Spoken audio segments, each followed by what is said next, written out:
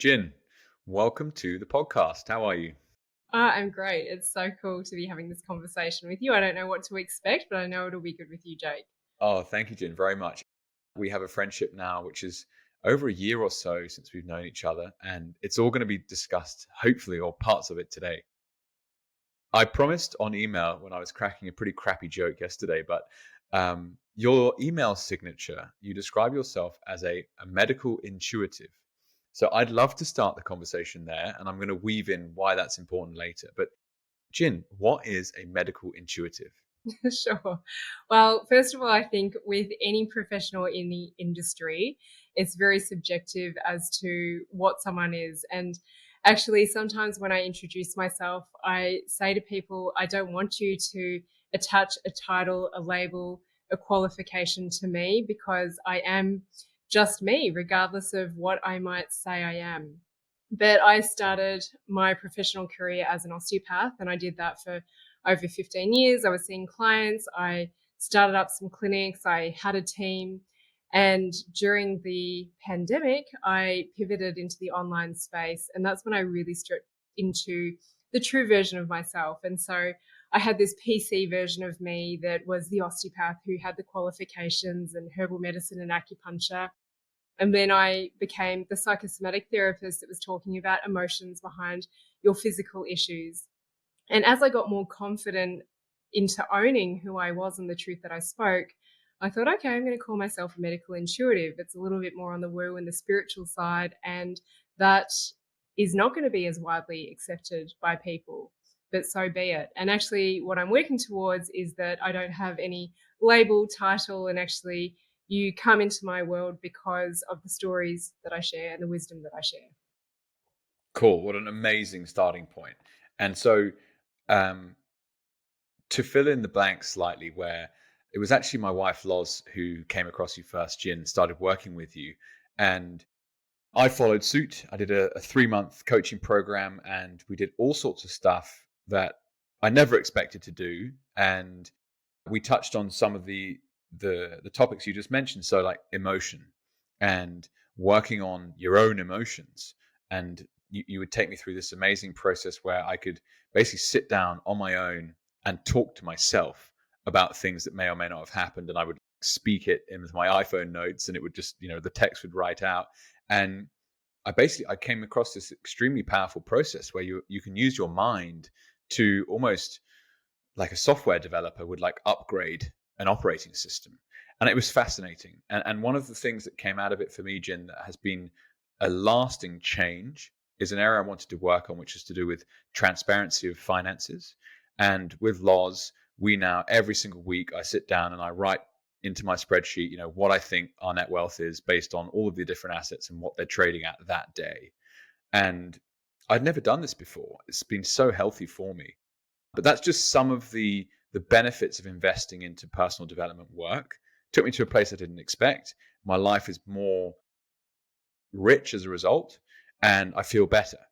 And I heard you once say, you've never made a bad investment in yourself, i.e. the ROI on personal development is amazing. I'd love to know why you got to that point. Yeah, absolutely. And actually, one thing that really sticks with me that I share with my clients that you say is it's just expensive tuition fees. Yes. So I like that one. And I love it when, there are certain sayings that we have that really stick with people for a period of time. And so, yeah, this takes me, actually through conversation with you, this is a part that I've never shared is around my family's money views. And my parents came from Malaysia. They immigrated to Australia, and they constantly tell me how poor they were. And my dad, eating 2-minute noodles, and my mum used to grow up and have to eat rice and green tea. Wow. And it's just so different. I mean, they worked hard. They got good jobs. They put us through great schooling and all that sort of stuff. But that is an element of my money story that I haven't shared, and this will be the first time it's probably heard.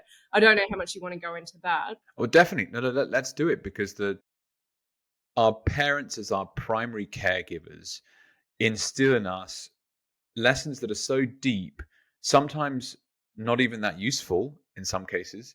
So please, yeah, like, what was it like growing up with parents who'd come from Malaysia and you were in Australia and the life they were leading?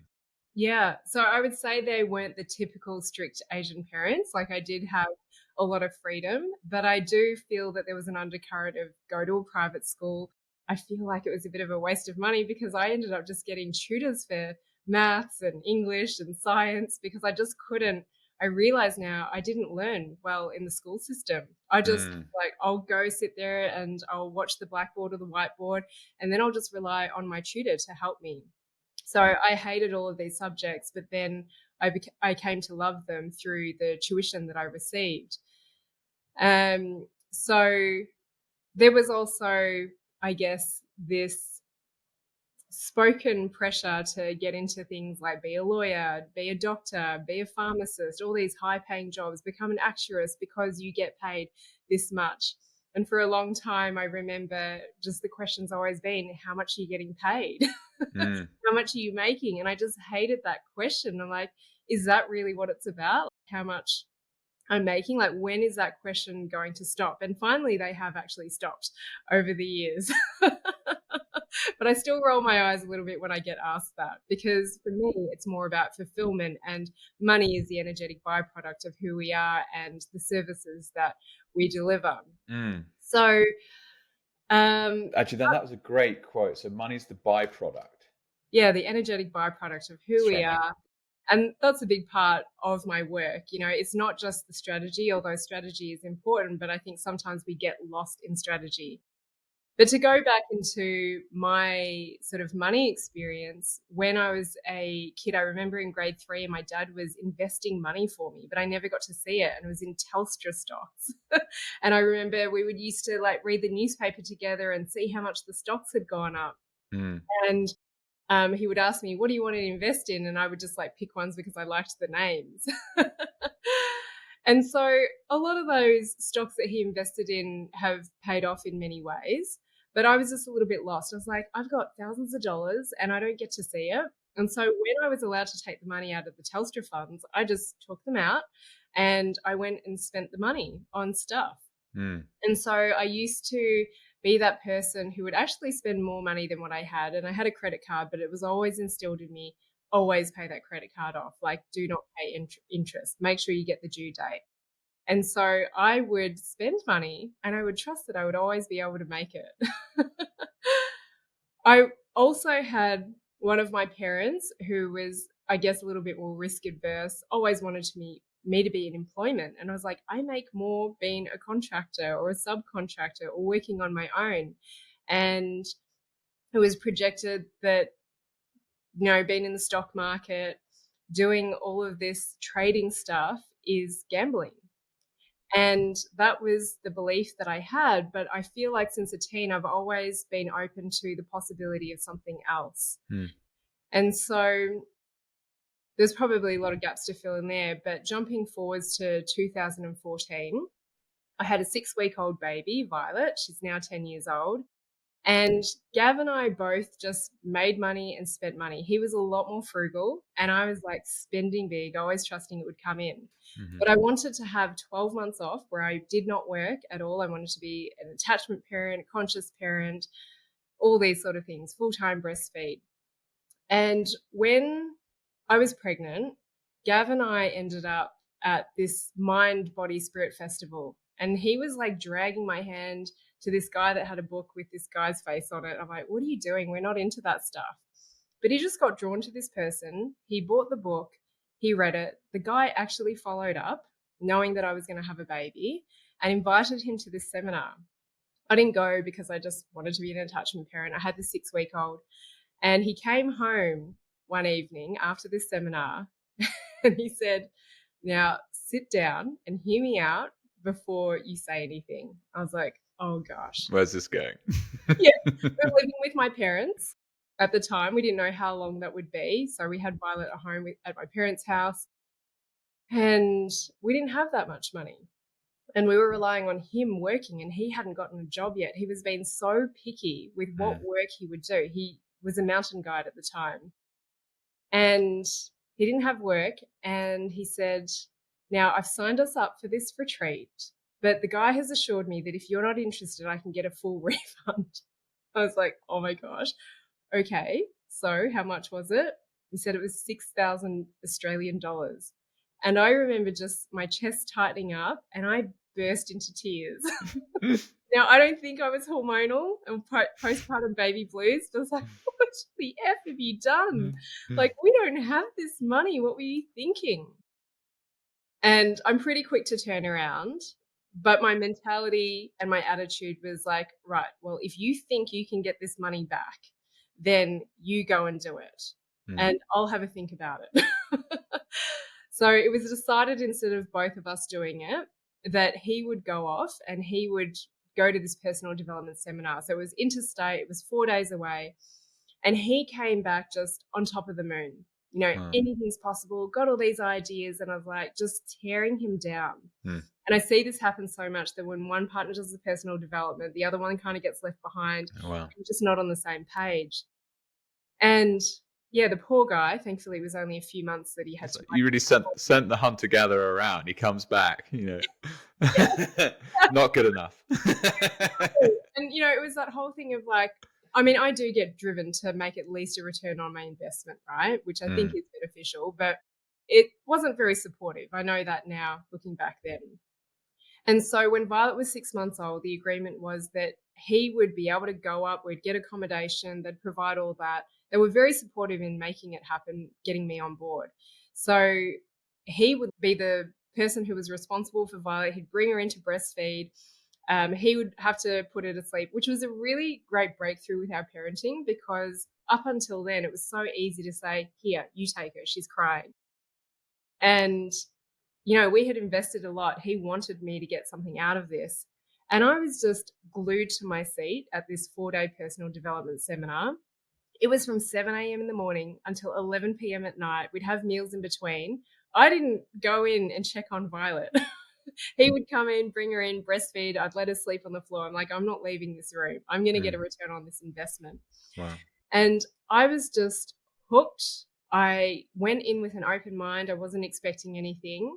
And it was the first time I heard about integrating business with emotional well-being and actually doing something that feels soul-driven, you know, rooted in values. And at the end of the seminar, there was an upsell, like there usually is. And the upsell was 50,000 Australian dollars. And we 100% had no secret stash of savings. And I was like, Gav, let's do this. Like, I could just see the possibility. I had a 6-month-old baby at this time.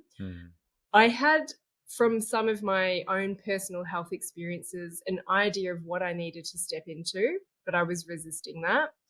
And here in this space of maternity leave, doing my own thing, doing this personal development, I saw the next steps of what I had to do.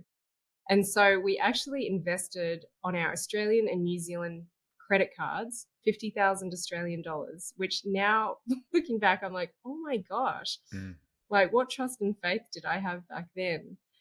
And we went through, it was about 2 years, and it was a really interesting journey. And I remember hating the mentor at times, but now all these years later, so this is 11 years later since starting that, I realized the reason why I hated him at times was because I wasn't at that level of understanding. And so I'm so grateful. And some things, return on investment wise, landed many years later, and then years later when I started my business. But yeah, it was one of those personal development seminars where people had felt like their life was ruined. But then now with what I do, I look at them and think, you focus so much on trying to get the refund. You focus so much on how things weren't working, and you missed all of the gold in between. And so, yeah, I think there was a phase where we initially tried to get partial refunds because things weren't quite as promised, but maybe it was about trusting that things were meant to land in the timing they were meant to. And I now feel like, yeah, we have 10 times gotten, or 50 times even, gotten a return on that investment. Wow. It didn't happen straight away. Wow. I mean, so many things to draw from, Jin. Thank you. It's very difficult to quantify some kinds of investments. And what I really want to explore in this podcast is the idea that actually everything is an investment. Like, Mm. how you choose to spend your time is an investment. What you get back for it is the return. How you, quantitatively or qualitatively actually, assign a value to those is really hard. But what's fun about hearing that story is it's not a full Hail Mary, like, right, we're swinging for the out of bounds here, but like taking on credit, especially with that background you mentioned with the parent who's going like, don't take credit on, don't take, do you know what I mean? It's very interesting to me. Like, what was it, do you think, in that moment that caught your attention? Well, it was being immersed in the environment, and there were people that had done successful things. A Mm. lot of it was actually geared around property trading, which we are yet to, but maybe thinking about getting into. I mean, in its different shape, ways, and forms. There was a bit about business. And for me, it was the business aspect because in the few years prior, my health really took a turn for the worst. And I had massive skin problems with cystic acne, rashes, autoimmune disease stuff triggering. And I was able to still work with all of that. But what led me down this pathway of being a medical intuitive and helping people process their emotions is that my body was presenting with all these undesirable physical issues because I wasn't following my truth. So during that period of time, Wow. I knew that I needed to be the osteopath that was going to speak to people's emotions that was stuck in their bodies, responsible for their undesirable issues and manifestations. But I kept on holding myself back. And as a result, my health kept on just going downhill or not getting better. So I knew that I had to create this business, which in that time, after we had invested, it was the business element that really drew me. It was the business in line with your emotional state, your values, your desires. And I remember on one of the seminars, because we would go back and forth and some of it was online, but most of it was in person, is I remember putting my hand up and going, why are my questions never getting answered? There was like 80 to 100 people in this room. And I remember getting really triggered when I would ask a question and he said, you need to ask better questions, which I now understand. But I had to be prepared to ask the questions and fail and not ask the good questions to realize that and be triggered and lean into it. But it was on the business seminar where one person from each of the 9 or 10 tables got to present a business idea and have it critiqued. And I just didn't wait for anyone else. I shot my hand up and I wanted to be the one that was going to present my business idea. I was still in maternity leave, but I had this vision that I was going to move back to New Zealand. I knew that I had to do that for the environment. That was where I used to thrive. I now live here. And I was going to be the osteopath that was going to set up this clinic and speak to emotions and get over the fact of what people would think and the judgment and criticism. What would my parents think? What would my friends think? What would my peers and my patients think? And I had this vision that I was going to run 2 clinics, one in Wanaka, one in Queenstown, that I would build a team. And I even projected the numbers that I was going to make. And I just threw them out there. And this was meant to be a 5-year vision. But what was interesting, it was coming to the end of one of the personal development seminars towards the end of 2 years in 2016. And we just realized that we were caught up in the rat race in Melbourne. Like, we need to make more money, more money, more money before we go back and move and set up these businesses from scratch. And it was at one of those seminars we said, stuff it, we're just going to book our flights. And we booked them. We drained our bank account to move back to Wanaka, New Zealand. It was July 2016, and everything just started to flow from the moment we hit the ground. We didn't even have a place to stay. We stayed with friends, and 4 days later, we found a rental. Then on October 1st, on my daughter's 2nd birthday, I started my clinic on my own. And then opportunities just started coming in. Success energy is actually bigger than the challenge energy. And we get sent these challenges to process on because it's the universe testing, are you really ready for the success? Because I say things move fast, you get opportunities. You've got to be able to filter, are they in alignment or are they out of resistance? And so I won't go into too much detail, but I then was presented with an opportunity to purchase a commercial property 3 years after starting that personal development, which is all about property trading. And the guy actually helped me with negotiating the purchase. And, on paper, I would say there's no way we can buy this, but you always find a way.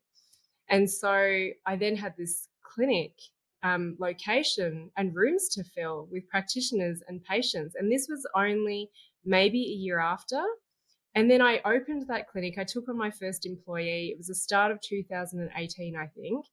And then I wanted to set up in Queenstown, but there was someone else over there that was doing something similar, and I didn't want to step on her toes. But here I was on holiday in Bali, and I get an email saying, I think I want to sell my clinic. Do you want to buy it? And I was like, what? I don't even know if I can run a team, if I can have employees. I don't know if there's the patient load. I don't know if I can run a business. But hang on, this is what my vision said, that this is meant to be 5 years away. So I consulted with my astrologer in Bali and all these things, and I made the move. And so within 18 months, that 5-year vision came to fruition.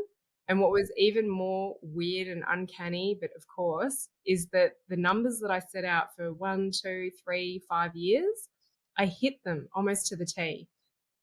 Back in the day when I knew nothing about business. And so this is where it started to play into set your intentions, create your vision. And when you hit it, realize what you're capable of and set the next vision. And sometimes it's the power of saying it, the power of sharing it, the power of working with a group and having support is when we start to collapse timelines and we quantum leap. Wow. So I don't know how we got into that story. No, well, we're in flow, Jin. What I would like to first highlight is, like, in some ways, the business world doesn't really understand how business is done, because you have a P&L and you've got all these numbers on there, and they'll tell you that that's what the business return is. But it would never be able to explain to you that setting a dream or a vision is actually how you got to that point. You know what I mean? The balance sheet can't understand that. It's like literally computer says no. So what I'd like to understand more, and you're probably maybe seeing this in customers of yours now, is this idea of, okay, if you haven't sat down and done the work around what the vision actually is, or you haven't had this kind of eureka moment come to you, where do people fall off, and why is it the case that a vision is so important? Yeah, absolutely. Well, over the years of doing the work that I did with you, I get clearer and clearer about what I call the simple masculine structure and then the feminine flow. So, like we've spoken about business, is that there's the business models, but are the business models fulfilling? Maybe for some people, but I'm a lot more about a little bit of strategy backed by a lot of energy and energetics. Like, are you passionate about this? Is it in alignment with your soul purpose? And so I've noticed that there are these stages and phases that we move through. And I love business coaching people, helping them transition, helping them bring big money into their sphere. But I won't do that. I won't teach people about money. I won't teach people about manifestation until they take that first step of processing their emotions. Mm-hmm. And that's what most people try and bypass because it's uncomfortable. It's messy. It's not pretty. And they just want the desire, they want the vision, they want the manifestation. But the thing is that with manifestation, money energetics, success energy, all these sorts of things, how far we can leap and how quickly we can attract it depends a lot on our energy. And if we haven't worked on emotions stored in our body from past experiences or traumas, both good and bad, if we haven't expressed them, that is what gets stored and that's what holds us back. So I can teach you about money energetics and I can teach you how to create a vision and a business and go out and do it.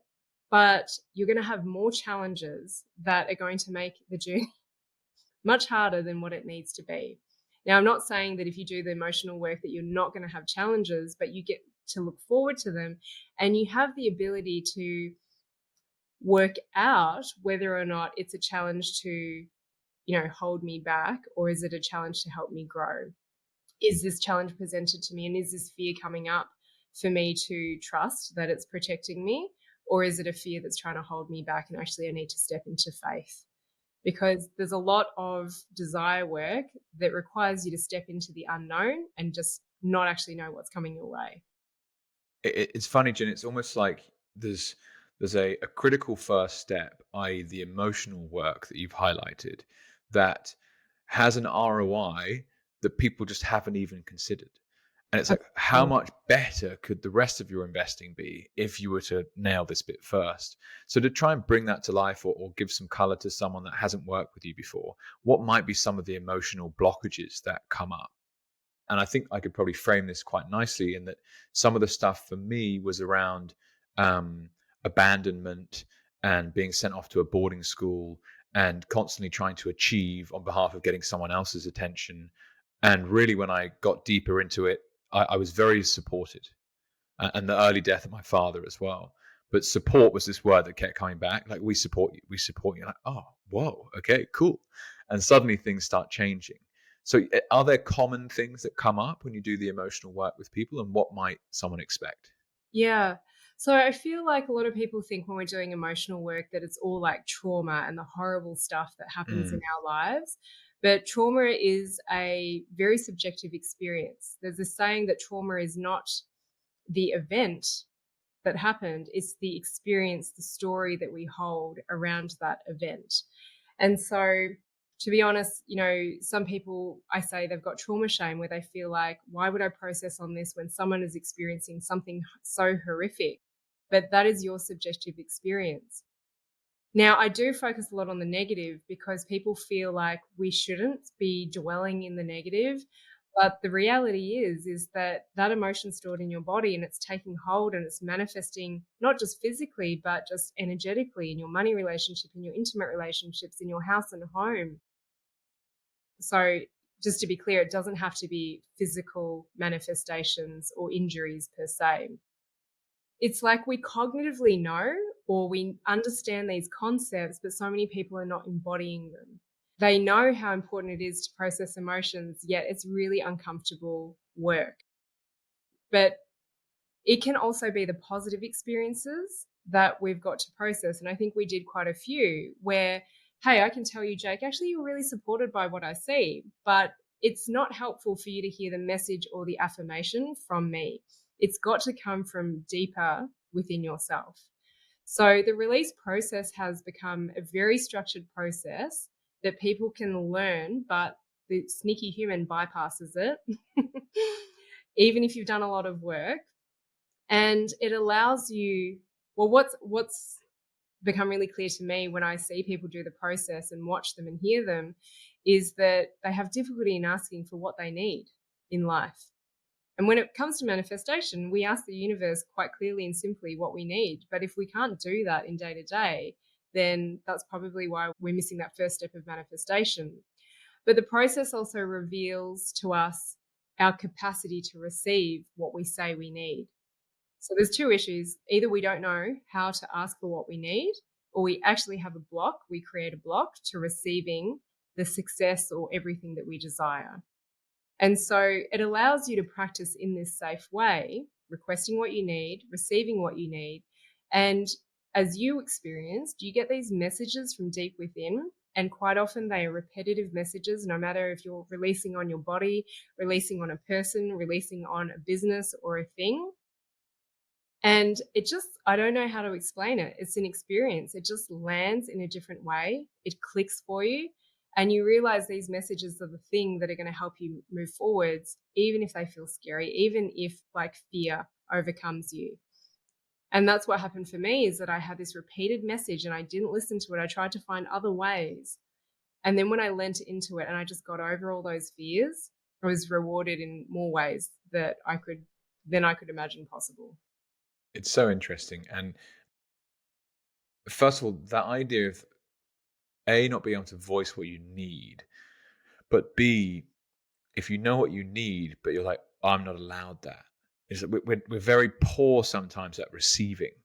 Mm. And I think in some way that is the kind of intergenerational trauma stuff that sits there. It's like, oh no, you can't have that. So, well, why not? Oh, because your parents weren't allowed it, or something along those lines.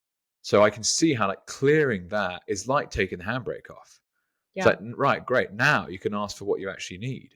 Yes. Um, and I'm sitting here right now, I'm thinking, God, it's hitting me again. I love, I did some early stage equity investing, which is called angel investing.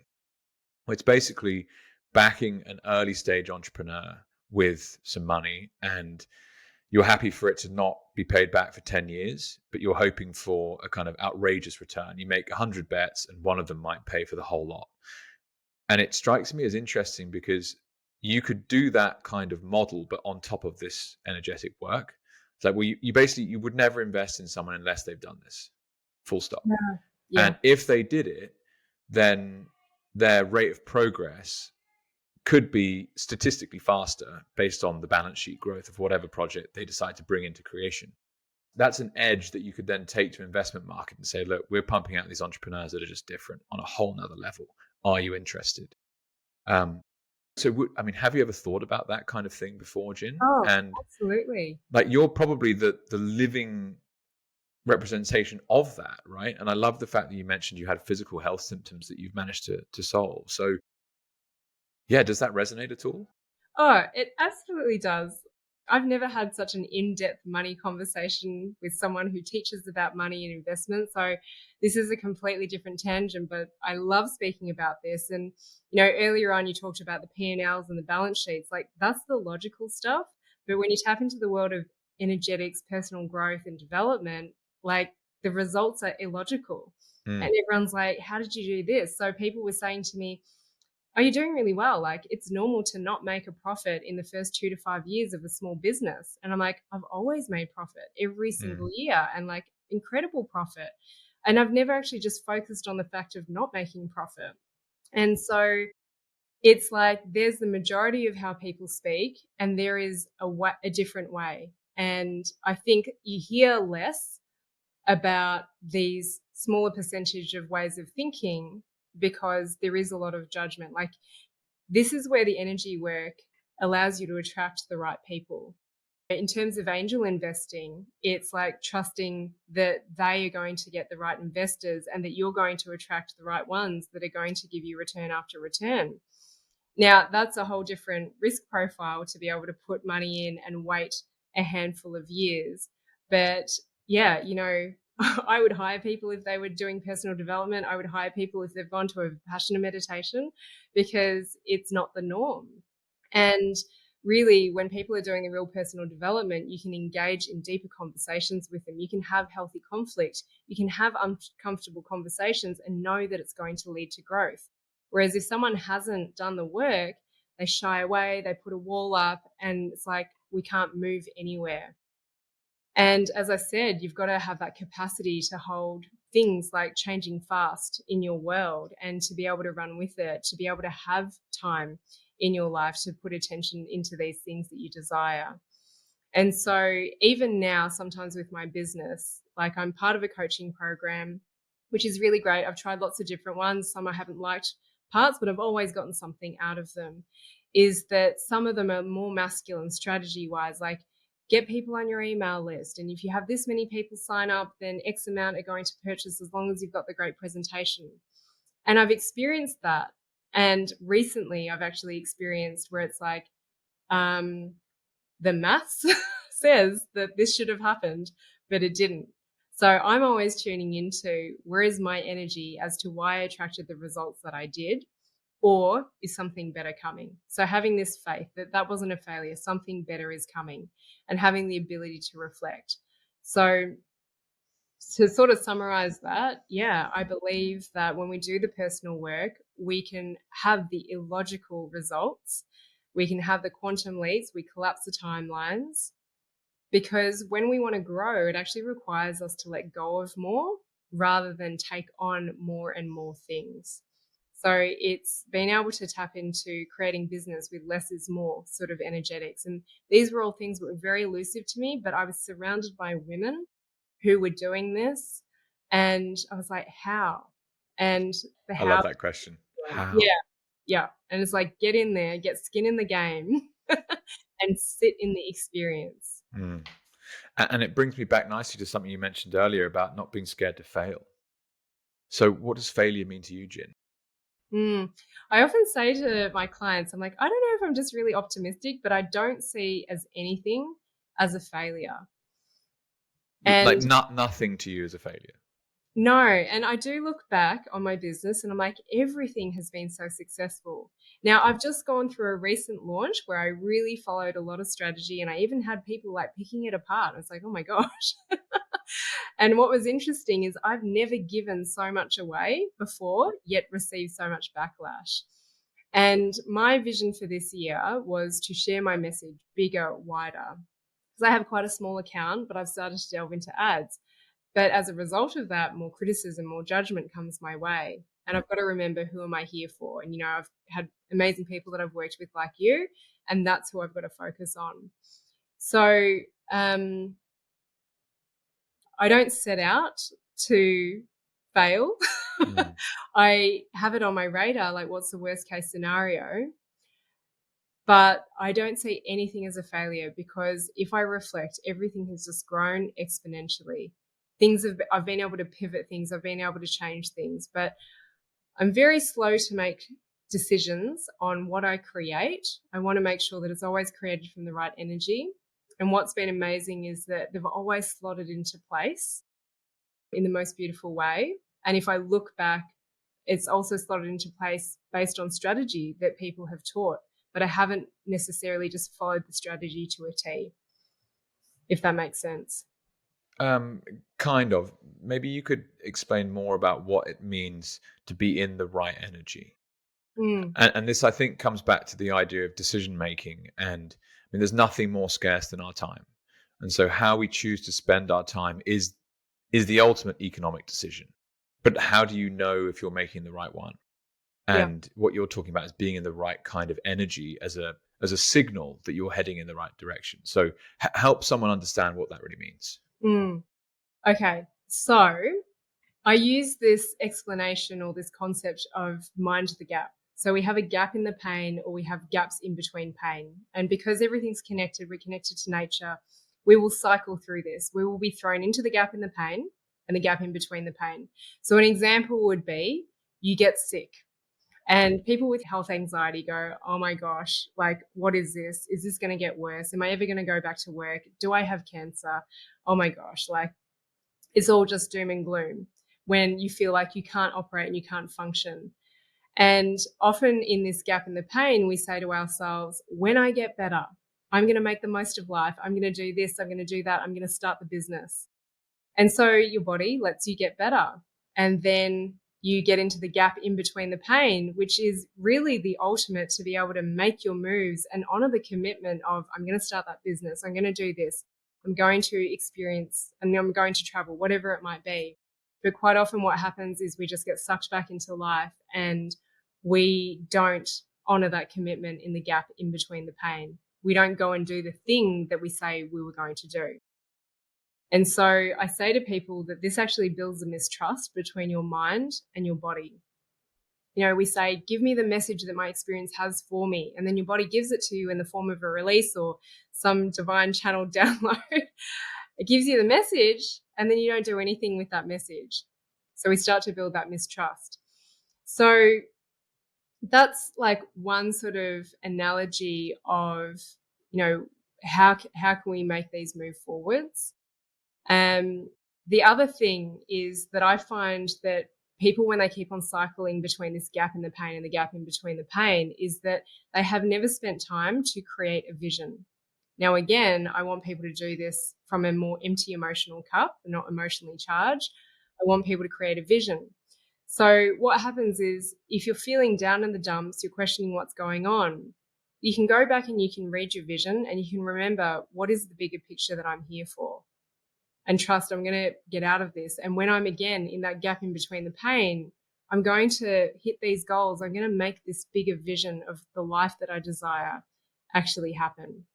So it's knowing what to do in the gap or in the void, whether it be the gap in the pain or the gap in between the pain. Does that help at all? Absolutely. And it brings to mind for me is this idea of truth. And you win, you get yourself into a winning position, and then you don't give yourself what you promised yourself. Yeah. It's like, so you're not being truthful to yourself. And that brilliantly leads me back to what you touched on before, which is helping people. Well, first you learn to help yourself live your own truth. And in some ways, I think you've almost kind of productized that for other people. So what does it mean to live your truth? Mm. Well, I guess it ties in with that previous question of like, what does it mean and how do you get into the energy? Is if you're sitting there thinking right now, I wish I could live this life, it's like go and create that life. But usually when you're thinking this way, what you've got to compete with is that the majority of people around you are stuck in a way of, how society conditions us to work 9 to 5 and so on, and have this mortgage up to your eyeballs and pay that off. I don't even know what that scenario is anymore. I'm so far removed from it. But it's to, well, surround yourself with people who are doing the thing that you aspire to do. I'm really big on celebrating the changes, the shifts, and the success. And I know that it triggers people as well. But it's amazing who's come back into my life from high school and university going, oh my gosh, I see the changes and the pivots that you've made. And so horses are a big part of my life. I have horses I ride just very casually. But I know that whenever I spend time with my horses, if I go to clinics, if I go on horse treks, even though it feels like there's no time, I go and do it, and good stuff always lands in my world. Wow. So they have helped me a lot with my business in terms of stretching my nervous system. They're like my real pleasure thing, but they feed in, and I use my horses a lot as examples because, yeah, I'm just getting back into riding and it takes a massive commitment, and I need to have support to be able to get as good as I want to. And you're dealing with different personalities of horses as well. So energy for me, it was a bit of an elusive concept of less is more. And then one day when I was doing a release, and I think it was a past life regression session, I had this land for me, and I share this quote is, the more space I create, the more creative I get. But Western society, we're just so masculine driven, like our success is in how much we do, how much we hustle, that it becomes a failure to let go and not be seen as if you're doing stuff, and then feel guilty about creating massive amounts of wealth when yet you seem like you're doing nothing. It's so contrarian, isn't it? Like, don't go back to where you work, but go somewhere that you love and your work improves. It's like, what do you mean? That literally doesn't make sense. How does that work? But it's this kind of idea of like energy in, energy out. They balance. And if you're constantly doing energy out, then you're just going to burn yourself out. That's why you Absolutely. see like unhappy billionaires, essentially. Yes, yes. And that's what I say to people. It's like, tell me, what do you want? What do you desire? And some people want a relationship. Some people want their health to be better, their pain to go away. Others want money. And I'm like, money does create amazing freedom. And we've got to learn to be able to hold the energy of money and those multiple zeros. And then we hear of people getting all the things that they desire, but then they're still not happy. And that's why I think it's so important to work on the emotional level and just uncover what's there, because otherwise you just keep on chasing the thing, bigger things, but you're unfulfilled. And really, I think the soul's journey is to become fulfilled and to express what your soul's purpose is. And, you shared about change your sort of work environment and the work changes. And what I liken that to in my space is that so many people can have health issues because of the environment, geographical location that they live in. And they think because I was born here, I should, have adapted. But we have these constitutions, our true nature that we're born with, and it dictates what environments we thrive or survive in. And I'm talking about temperature and climate. So it was through my health experience that I realized this. And most people would put so much energy, time, and money into trying to get their health better so that they can move countries and start a different job. When actually, what they need to do, which doesn't make logical sense, is they need to move countries, change the climate, change the environment that their body and their true nature thrives in. And then everything flows. The job comes, the pay rises, the promotions, stepping out into your own thing. And so it's like, what do we lead with first? There's a circumstantial power that when I get better, then I'll do this. When my partner changes, then we can do this. Actually, the power is within you to make that change, but it takes bravery, it takes courage. Yep, conviction, nerve. It's so Yeah. interesting. And Jin, I now think of capital in three major buckets: financial capital, human capital, humanistic, and intellectual. And I think my whole life I had it the wrong way around, which is basically financial capital is better than everything else. It's like wrong. Your humanistic capital, which can be, the relationship with your wife or your kids or your family, your social network, your friendships, and the intellectual capital that you have access to, i.e., how you have developed skills, your deep insight in whatever, you've failed a ton of times at something. Those two combine to create the financial capital. And if you don't have the humanistic and the intellectual, then you'll never have any financial capital. Or if you get given it, you'll never maintain it. And so what you're really describing is like, it's not worth sitting in the same place, making the same mistakes again and again, hoping it might change. You got to shred it up, and you got to use some capital in your humanistic or intellectual area and move. And then the financial capital flows with it. It's very exciting when you talk about this kind of stuff, because it's not altogether obvious. It's 150% not taught in school. Like the kind of standard education process doesn't even come close to touching on this stuff. But I think both of us actually are living proof that it works. Like, my life's without any doubt much better when I started figuring these kind of things out. Jin, I must touch on this for the last 10 minutes or so, which is, as you know, I'm a big advocate for Bitcoin. And I'd love to know what your relationship with Bitcoin has been, because I know it's been quite fun. And I need to just get this idea out, which is that for me, Bitcoin is it's a savings tool. So every 12 months, Bitcoin is appreciating historically at 66% since inception. Now, that will slow down over the next 10, 20 years each year. But from a financial capital perspective, in my opinion, the risk-free rate of return is now Bitcoin. If you cannot beat Bitcoin, then don't put your money somewhere else. And one of the few places, ironically, to put it in some ways, or contrarianly, is in yourself. Can I beat 66%? Yes, I can. Can I put it into the FTSE 100 or the ASX or the S&P? No, because that won't beat it. And how I would think about that accelerator model that we described is that if you're investing in people at a very early stage and they've done this emotional work, then the base case is just Bitcoin. We could save in it, they can save in it, that's fine. But actually, you got to try and beat that. How do you do that? Well, you take much more risk. And risking an idea and someone is that. So that's why they could actually work very closely together in that sense.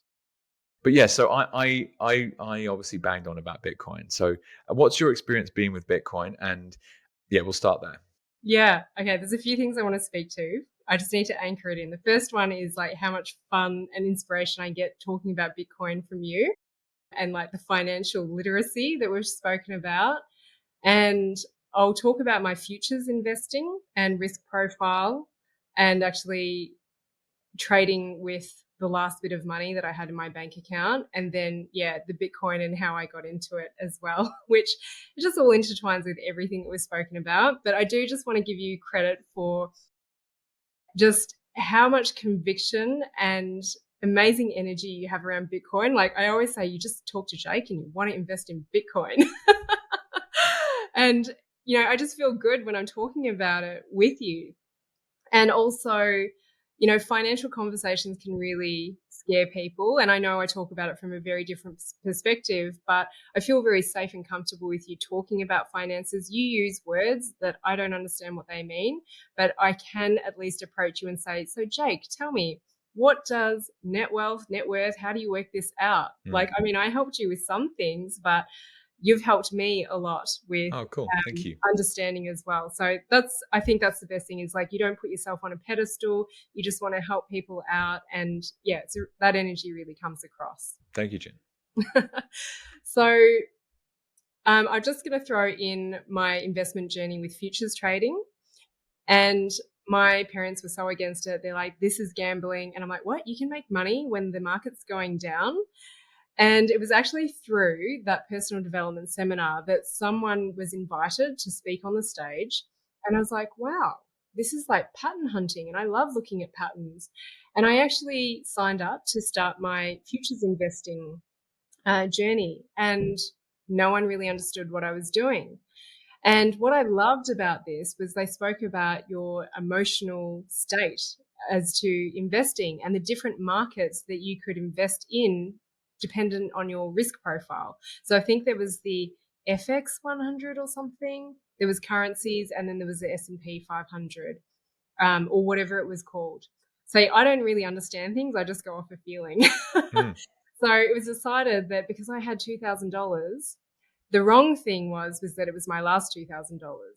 So I was trading the S&P 500 because it wasn't as volatile, and I would jump on for 90 minutes of my day and would trade the open market or closed market, whatever it was. And I would look for the patterns, and I just like made thousands within a few minutes. And then I made a loss, and then I chased the loss. And it's like, oh my gosh, they've spoken about this, but I just can't stop clicking the button and trying to get my this is just within a few days, where it's like, you've got days to trade. And I was like, I don't have the emotional resilience for this, because this is the last of my money. I cannot lose it. So my mindset around the money I was trading with was important. And so I got out at a loss, but I didn't lose all of my money, maybe a few $100s. And I thought one day I'll go back and I'll do the futures trading, because it was quite fun. I've not gone back since. I then invested in some gold, physical gold, because a friend told me, and I really trust my friends and what they do. And then Bitcoin was this elusive thing, and my friends were making bucket loads of money, but I didn't know how to get in. It's just like the click the button paralysis. And it was actually a client of mine, a long-term client, who said, hey, there's this online course. It was just post-COVID. Do you want to come over to my house and we'll watch it? And it teaches you how to start trading in Bitcoin. Because in the meantime, I'm just watching the market go up and up and up and wishing that I had have gotten in. And so I went over to her place 3 weeks on like a Wednesday night. We did an hour and a half. We set up our wallets and exchanged money to see what we should do, what are the exchanges that we should use. And it was like, that was $180 to learn how to do that. I don't think it was even that much. It was so cheap. But it's that whole thing of, we often think it's harder than it is. And there are people out there providing a service to help us make the move, because it's so good, that we just need to find that person that matches us. Learn, what exchanges do we use? How do we click the button? How do we trade? And so it follows the whole pattern that I see myself and my clients go through, is that we have a desire. I want to invest in Bitcoin. We make a decision to do that. And then we might invest and follow someone's process, and we commit to it, and we do the work, and we get there faster if we have support. So I decided to put 20,000 New Zealand dollars in. And I had been making decent money. So I was like, all right, let me put it in. Otherwise, I just tend to spend it. And I said to myself, when this doubles, when I get to 40,000, I'm taking my 20,000 out, and whatever stays in there is just play money. I haven't lost anything. I invested 20,000. I think it must have been at the end of 2021. And then the market just dropped and I lost half of it. But I had heard, it's the long game. You need to just stay in there. And so I never looked at my Bitcoin. And I think it wasn't until, I don't know, when we worked together a couple of years ago, 18 months ago. 2023, I remember now, is when we were working together. April, May, June, I think, something like that. Yeah. Maybe so a bit later in the year. I never looked at my Bitcoin. But then when you started talking about Bitcoin, I'm like, I better look at what it's doing. And it started creeping up. And then it was either when you or Loz were messaging me saying, have you seen what Bitcoin's done? I'm like, oh, I'd actually go and check. And then it was just teetering at like 38, 37,000. I'm like, no, leave it in there until I get to 40K. And then all of a sudden it just catapulted. And I took my 20K out, and I was chatting to you. And I was like, Jake, I've taken my 20K out, and now it's just play money. That was my plan that I followed. And then I got emotional, and I'm like, I'm going to take the rest out. And you asked me a great question. You're like, Jen, what are you going to do with that money? And it's like, that's so interesting, Jake. I just like sitting, watching it there in my bank account, and it's not doing anything. And I said, surely the market's going to drop, and then I'll put it back in. And it just kept on increasing. And it was actually Susan, one of your family members, who said, get back in. And I got back in, even though, it was still higher. So my money's back in Bitcoin, and I'm not looking at it. I'm trusting that it's growing. And now I'm just considering, on a regular basis, actually just depositing, because I know that when I got into investing in index funds. Again, that was a recommendation by a friend that I just trusted. They brought out Sharesies and Invest Now, and I just started with $50 a month. And before I knew it, there was like hundreds of thousands in there. And I have pulled that money out at times, and I have reinvested in myself. And I do feel like the investment in myself and the evidence I've created is better than Bitcoin. But now another thing that... But then what do you do with the returns from that? Exactly. And I think I shared this with you. I was listening to some seminar, and I really loved what the entrepreneur said, is that actually it's not your business that creates wealth. It's what you do with the money that you generate from your business and how you invest it that creates wealth. And so that's just kind of stuck with me. And now I've got to work towards that. That's my next process, is working towards just putting that money away. Because as I said, I do like to spend. And if I see it there, then I tend to spend. But it was interesting, that 20K, I could not spend it. Not because I didn't want to, but I just feel like I didn't have anything to spend it on. So what's the point? Just chuck it back in Bitcoin. And now it's grown. Yeah, well done. Thank you for sharing all that, Jin. The comment you just made about it's not your business that creates the wealth, it's how you then invest it. I would actually push back quite strongly on that, in that I absolutely think it's your business that creates your wealth. You've got wealth creation and you've got wealth growth and wealth maintain or protection. And you can't invest unless you create it. So you have to do that in the first place. But what your investing strategy could do is grow it. And just to be, I think it's quite important difference that. Yes. And in my opinion, so you describe money as being a byproduct of who you are. In my opinion, the best way to protect the byproduct of who you are is stacking Bitcoin. And so all of the investment options that are out there at different people's fingertips, from a purely financial capital perspective, the risk reward in Bitcoin is better than anything else. And that's because you can have it in self-custody. They can't print any more of these things. And that's why I get very, very excited about it, because it kind of solves this big problem. You're like, hang on, so you just have to buy this stuff and sit on it. Like that can't be right. It kind of completely breaks your brain. Oh, Jin, wow. Okay, so an hour has flown by. Can you believe it? So what I'd love to do is just give you an opportunity. If there's anything else you'd like to share, then please do. And equally, if anyone's interested in learning more about what you do, then where should they go to find that out? Sure. So at the moment, as long as I get to stay on social media, because I have been restricted a few times, Instagram is where I'm most active, on the art of listening to your body. And I do have a website called theartoflisteningtoyourbody.com. But actually the podcast is probably the other place that you can find me. So I'm irregular. I jump on that every now and then, again, whenever the energy feels right. But, we've also had conversations when I had these couple of restrictions due to the nature of what I talk about and what's possible. I may not be on social media for very long. Let's see where this goes. So, yeah, the podcast and Instagram at the moment. It resonated so strongly for me when you started telling me about your social media approach, is basically you only post when you feel like it. And that, again, is contrarian to the way that these things are set up. It's like, unless you post, you die kind of thing, right? That's how the algorithms are trying to hook in more content and people, etc. And that approach is actually very refreshing.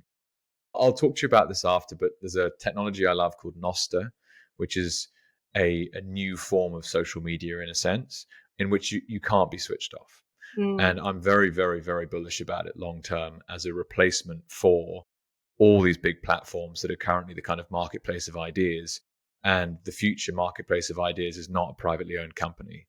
It is a protocol that we all interact with that can't be changed, etc. Just like Bitcoin is the future of money.